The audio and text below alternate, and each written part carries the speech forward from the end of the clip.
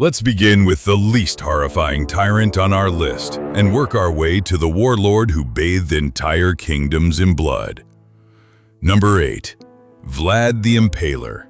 Known to history as Vlad III of Wallachia, the 15th century ruler became infamous for his preferred method of punishment, impalement. He ruled a small principality in modern-day Romania, but his cruelty made him a legend far beyond its borders.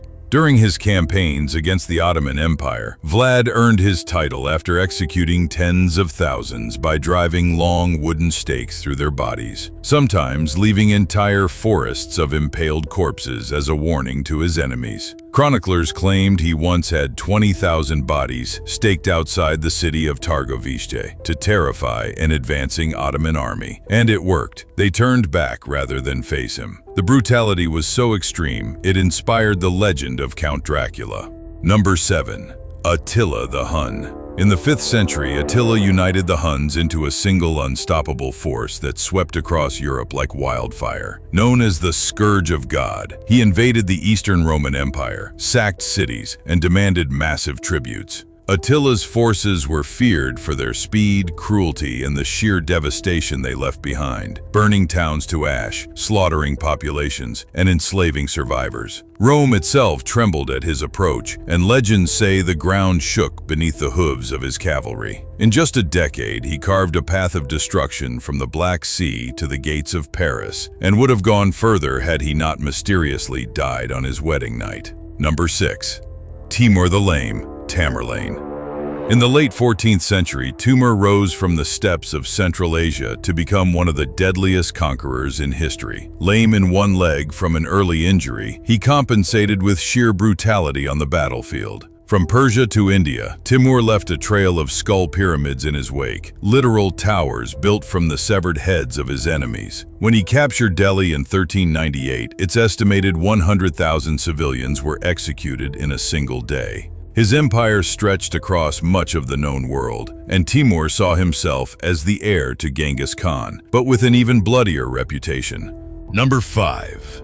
Shaka Zulu. Born in the late 18th century, Shaka Zulu transformed a small tribal clan into the most feared military force in southern Africa. Through brilliant tactics and ruthless discipline, he expanded Zulu territory and crushed rival tribes. Shaka redesigned warfare in the region, introducing the deadly short stabbing spear, Iklor, and tight formation fighting. He enforced total obedience, often executing his own men for minor mistakes.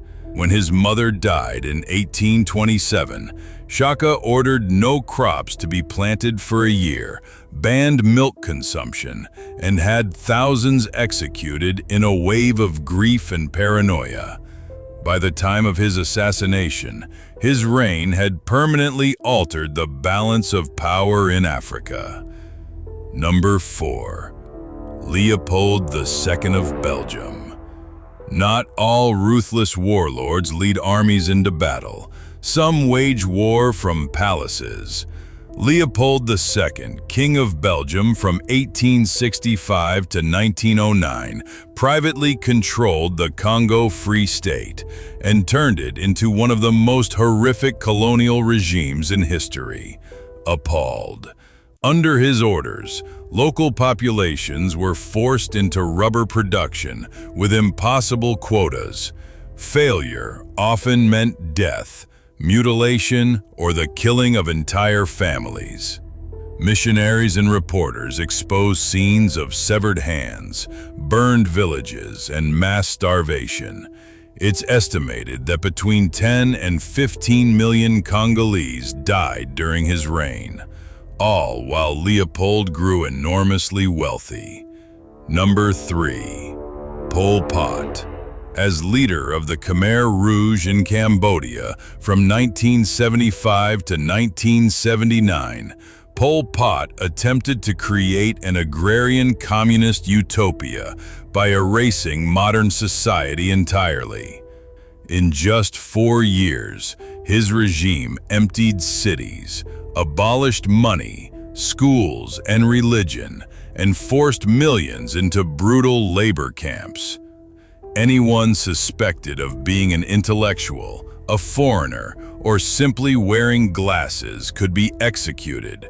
The result was the Cambodian genocide, with over 1.7 million people dead from starvation, overwork, disease, and execution.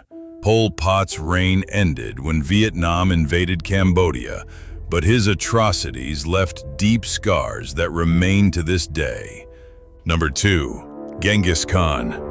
From humble beginnings on the Mongolian steppe, Genghis Khan built the largest contiguous empire in history. By uniting the Mongol tribes, he unleashed a wave of conquest that reshaped the world in the 13th century. His armies destroyed cities like Nishapur and Merv, slaughtering entire populations, sometimes hundreds of thousands in a single siege. Survivors were often enslaved, and his ruthlessness became legendary across continents. Yet Genghis was also a master strategist, using psychological warfare to crush enemies before a battle even began. By the time of his death in 1227, his empire stretched from the Pacific Ocean to Europe, and the death toll from his campaigns is still estimated in the tens of millions.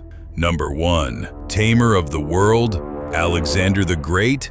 No, Joseph Stalin. While many think of warlords as men on horseback, Stalin ruled an empire with tanks, gulags, and secret police. As leader of the Soviet Union from the mid-1920s until 1953, he maintained absolute power through purges, forced collectivization, and mass executions. The Holodomor famine in Ukraine, engineered by his policies, killed millions. The Great Purge of the 1930s saw countless citizens, officers, and even his closest allies executed or sent to Siberian labor camps. Under his rule, dissent was a death sentence, and paranoia became state policy. Historians estimate between 20 and 30 million deaths occurred under Stalin's regime, making him one of the deadliest leaders in human history.